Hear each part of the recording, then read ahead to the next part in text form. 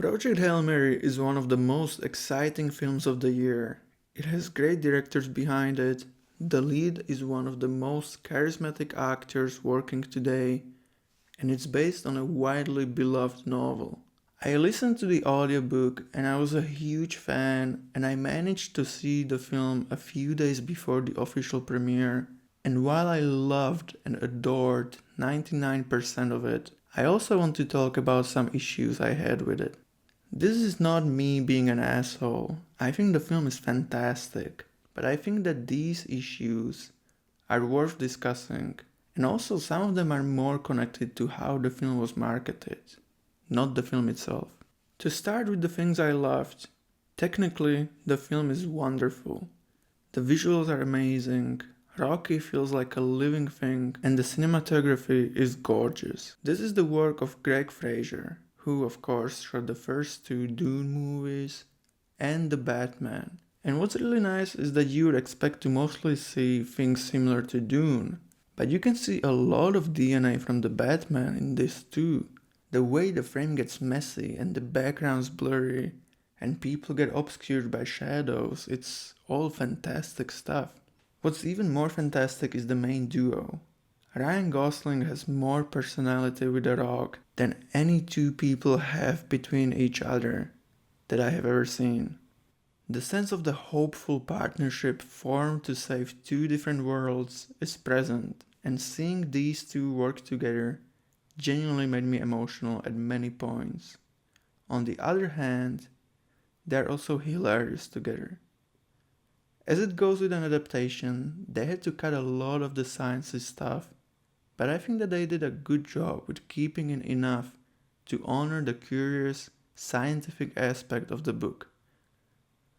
I already said this in my first video about Project Hail Mary, but I think this is a wonderful film to be seen with kids. It's not only a film that's smarter than most blockbusters, but it teaches us to be curious and really glorifies knowledge in an awesome way. I will sound naive, but this film will be responsible for many people deciding to become scientists. I also think it's a great film for the time we live in. Society feels so insanely polarized, and there's nothing but negativity about the future.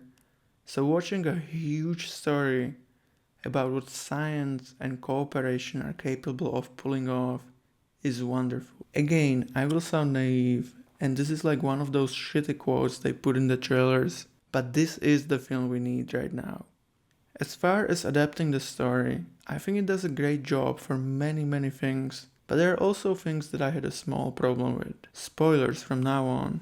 Because you have to compress a whole book into a film, you are bound to lose a lot of things. But my issue is when there were moments that were fantastic in the book, but kind of botched in the film. The best example in my opinion is the moment when we find out why everyone on Rocky's ship died. In the book, it's insanely tragic. Rocky's species doesn't know about radiation in space, and therefore everyone on board dies, except for Rocky, who is shielded by the fuel tank. The reason this hits me so hard is because it shows the fragility of life. That something like a lack of knowledge can end so many lives is heartbreaking, and it goes well with the entire story of two beings pushing everything there is knows to its absolute limits. And I feel like in the film, that moment goes by so quickly. It's just Ryan Gosling being like, yeah, there's a bunch of shit Ariadians don't know, and there's like a 5-second clip of him explaining it to Rocky, and all the emotion is gone. Again, I get it, you don't have time with the film, but the reason I'm a bit upset about this is that the film feels really long. It's 2.5 hours and feels like 3. So there's this thing where the film is both rushing through some things, but also keeping huge chunks of others in. And I feel like they didn't always do the right choice. Like they could have stayed with some moments longer and cut out other.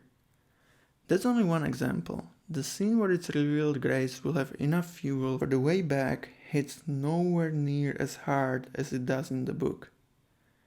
Another big thing is the coma backstory. Maybe I missed it, but my friend who didn't read the book missed it too.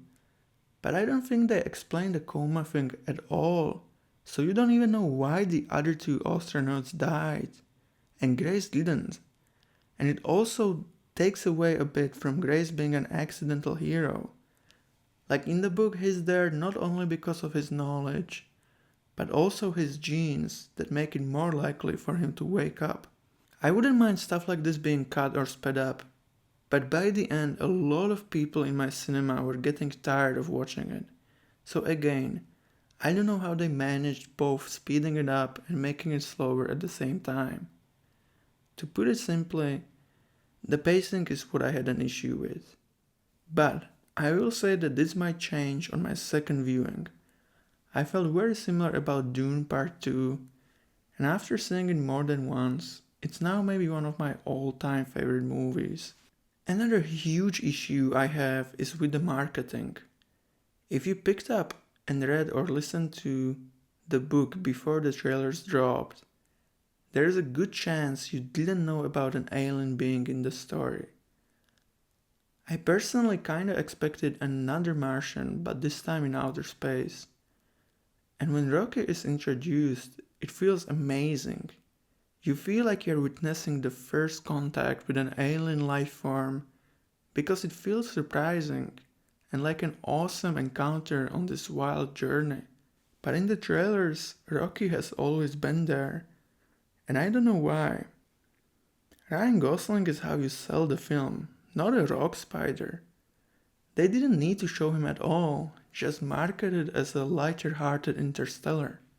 Imagine how awesome it would have been seeing Rocky if you haven't read the book and didn't know he's gonna be in the film.